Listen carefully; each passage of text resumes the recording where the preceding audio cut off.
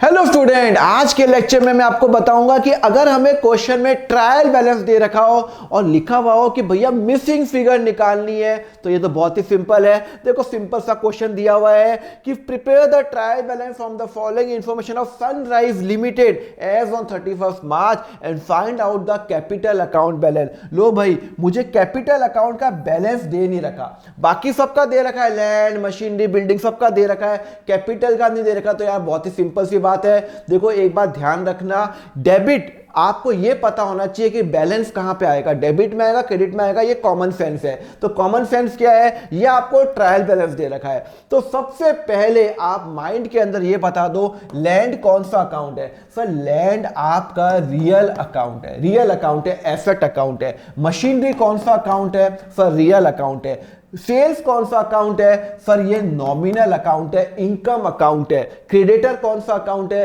Sir, creditor आपका personal account है, मतलब एक पर्सन को रिप्रेजेंट करता है। आपको ये मालूम होना चाहिए रियल, पर्सनल, नॉमिनल क्या, बिकॉज यहां पे डेबिट और क्रेडिट तो दे नहीं रखा, तो आपको यहां पे एक सिस्टम तो क्लियर होना चाहिए, what is real, nominal, personal. नहीं पता तो नीचे लिंक दे रखा है लेक्चर का, वो पक्का देख लेना, आप एकदम क्लियर हो जाएगा। कैश क्या है? सर, कैश आपका रियल है। परचेज क्या है? परचेज आपका नॉमिनल है।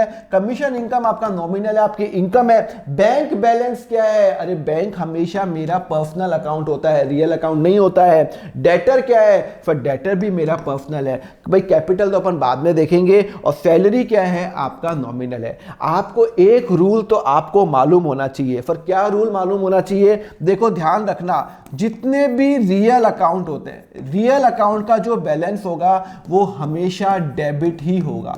ऐसा कभी नहीं होगा कि उनका बैलेंस, मैं एंट्री की बात नहीं कर रहा हूं, नेट बैलेंस हमेशा डेबिट ही होगा। रियल अकाउंट का नेट बैलेंस हमेशा डेबिट ही होगा। ओके, पर्सनल अकाउंट का उसका डेबिट भी हो सकता है और क्रेडिट भी हो सकता है। अगर किसी का डेबिट बैलेंस है, मुझे किसी से पैसे लेने हैं तो डेबिट होगा, किसी से पैसे लेने हैं तो डेबिट, किसी को पैसे देने हैं तो क्रेडिट। सिंपल सी बात है, किसी से पैसे लेने हैं, मुझे राहुल से पैसे लेने हैं तो वो डेबिट, मुझे रवि को पैसे देने हैं तो वो क्रेडिट बैलेंस होगा। और नॉमिनल अकाउंट क्या होता है? खर्चा अकाउंट होता है। और आप ध्यान रखना, नॉमिनल एक्सपेंस जो होगा वो हमेशा डेबिट में होगा और जो इनकम होगी वो हमेशा क्रेडिट में होगी। बस ये आपको ध्यान रखना है, ठीक है ना।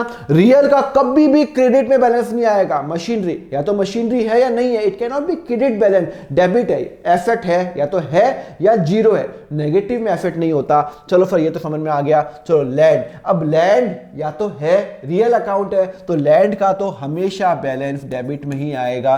तो लैंड का बैलेंस कितना है? सर, 50,000 रुपए है, 50,000 रुपीज है। ओके, मशीनरी का सर डेबिट में आएगा या क्रेडिट में आएगा? अरे मशीनरी रियल अकाउंट है और रियल अकाउंट का हमेशा बैलेंस डेबिट में आता है। एसेट अकाउंट है 40,000 रुपए। ओके सर, उसके बाद सर सेल्स क्या है? मैं आपको बता चुका हूं, सेल्स मेरा नॉमिनल अकाउंट है, इनकम है। और जो मेरी इनकम होती है उसका क्रेडिट बैलेंस होता है। Debit the expense, credit the income. तो इनकम का कहां पे जाएगा? क्रेडिट में जाएगा। आपका 30,000 रुपए आपका क्रेडिट में जाएगा। ओके सर, समझ में आ गया। ओके, क्रेडिटर क्या होता है? क्रेडिटर होता है पर्सनल अकाउंट। क्रेडिटर होता है पर्सनल अकाउंट, और पर्सनल अकाउंट का रूल है, मुझे किसी से पैसे लेने हैं तो डेबिट, किसी को पैसे देने हैं तो क्रेडिट। मुझे किसी को पैसे देने हैं ना, हाँ, तो इसका मतलब है क्रेडिट बैलेंस होगा। तो 20,000 रुपए मेरा यहां पे आएगा। क्लियर है? ओके, कैश क्या होगा?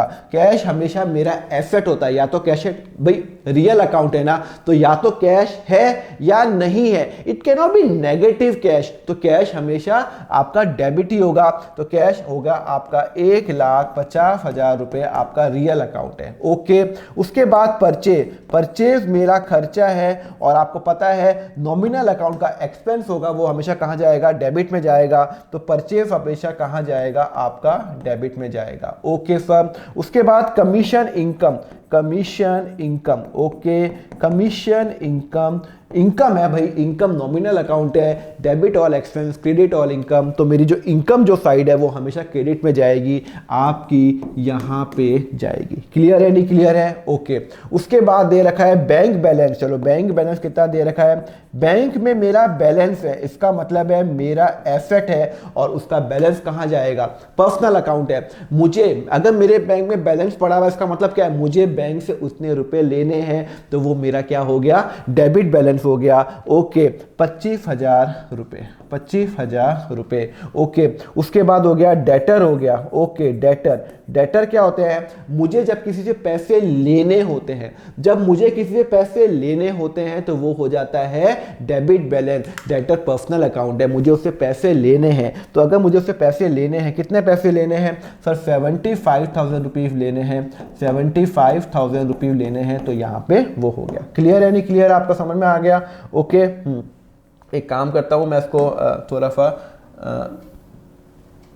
हाँ ठीक है ना, हाँ यहाँ पे फिक्स करता हूँ। ओके चलो, उसके बाद क्या है? 1 मिनट, हाँ आगे बढ़ो।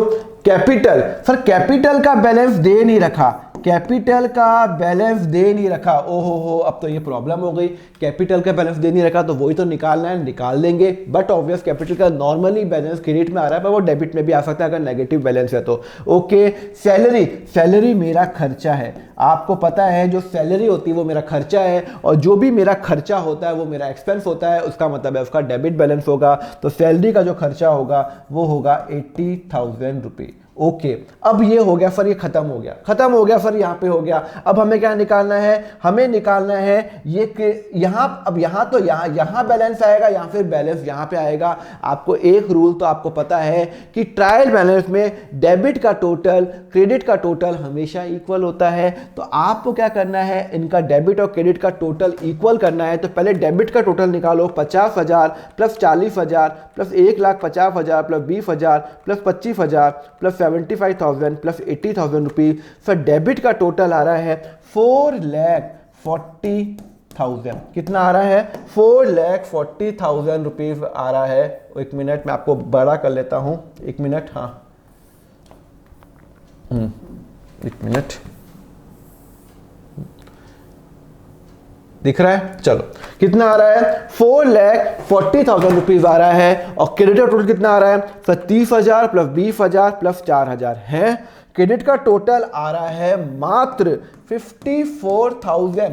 डेबिट का टोटल आ रहा है 4,40,000 और क्रेडिट का टोटल आ रहा है 54,000। इसका मतलब है अगर ट्रायल बैलेंस अगर हमने ठीक बनाया तो डेबिट और क्रेडिट इक्वल होना चाहिए। तो अगर हमने ठीक ही तो बनाएंगे हम कैपिटल, तो कैपिटल का बैलेंस यहां पे आएगा, तभी तो जाके इनका टोटल इक्वल होगा। तो अगर मुझे इसका टोटल 4,40,000 रुपीज करना है तो 54,000 माइनस 4,40,000 रुपीज 3,86,000 रुपीज, 3,86,000 रुपीज मैं यहां पे लिखूंगा, 3,86,000 रुपीज यहां पे लिखूंगा, और ये मेरा बन जाएगा बैलेंसिंग फिगर।